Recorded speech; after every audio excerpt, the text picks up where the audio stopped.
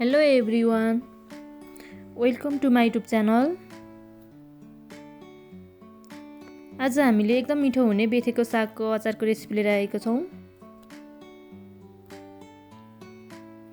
त्यसको लागि सुरुमा मैले सागलाई राम्ररी पखालेर यसरी दुई टुक्रा बनाएर राखेकी छु सफा गरेर। यसलाई अब हामी बोइल गर्छौं।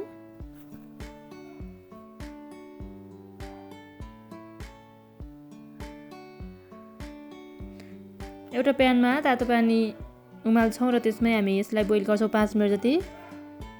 5 मिनेट जति बोइल गरेपछि हाम्रो यो साग पनि तयार हुन्छ पाकेर बोइल भएर।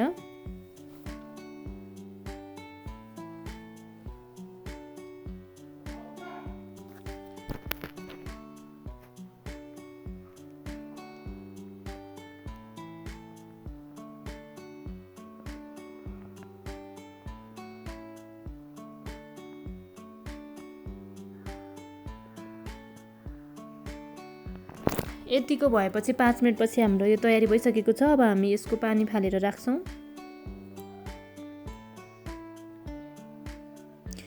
अब यो तयारी भएपछि अब हामी यही ग्यासमा तिललाई भुट्छौं। तिलको छोप चाहिन्छ हामीलाई अचारको लागि।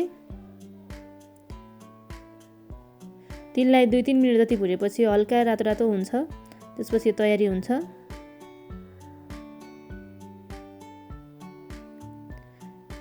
यसै तिलमा हामी मरिचलाई र टिमुरलाई पनि राखेर अनि भुट्छौं, साथै सुकेको खुर्सानीलाई।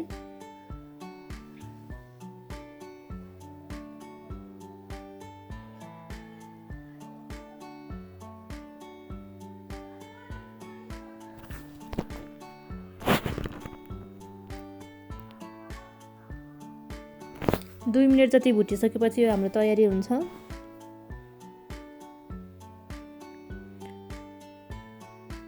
तिल चाहिँ पाक्ने बेलामा सबै यसरी पड्केर बाहिर जान्छ, त्यसैले हामी यसलाई छोपिदिन्छौँ। एकछिन ग्यास बन्द गरिदिन्छौँ र अनि छोपेर छोडिदिन्छौँ।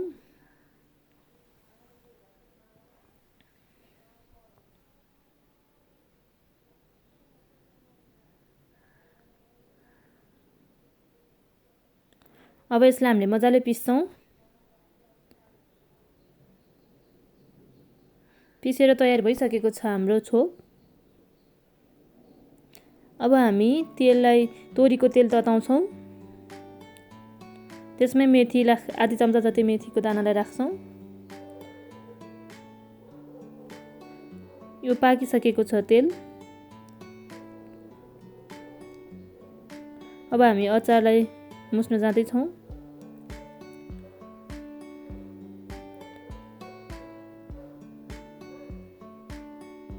त्यसको लागि अघि बोइल गरेर राखेको सागलाई राख्यौं हामीले।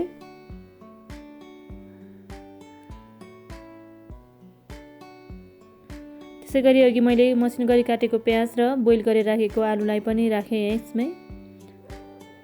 हामीले बेथेको सागमा बोइल गरेको आलु राख्यौं भने पनि एकदमै मिठो हुन्छ। त्यसैगरी अघि पिसेर राखेको तिलको छोप,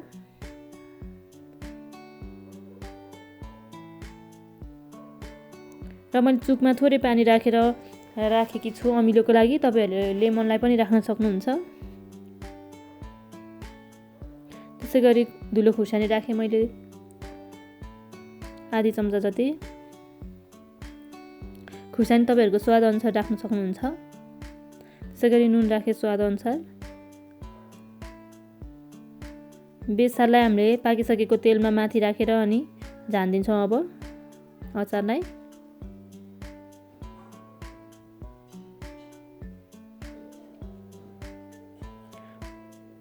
अब हामी यसलाई मजाले मिक्स गर्छौं।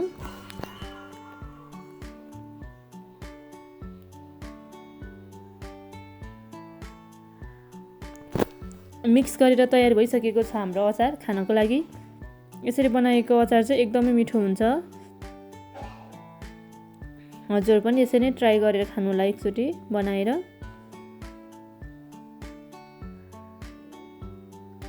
र हाम्रो च्यानललाई लाइक सब्स्क्राइब गरिदिनु होला।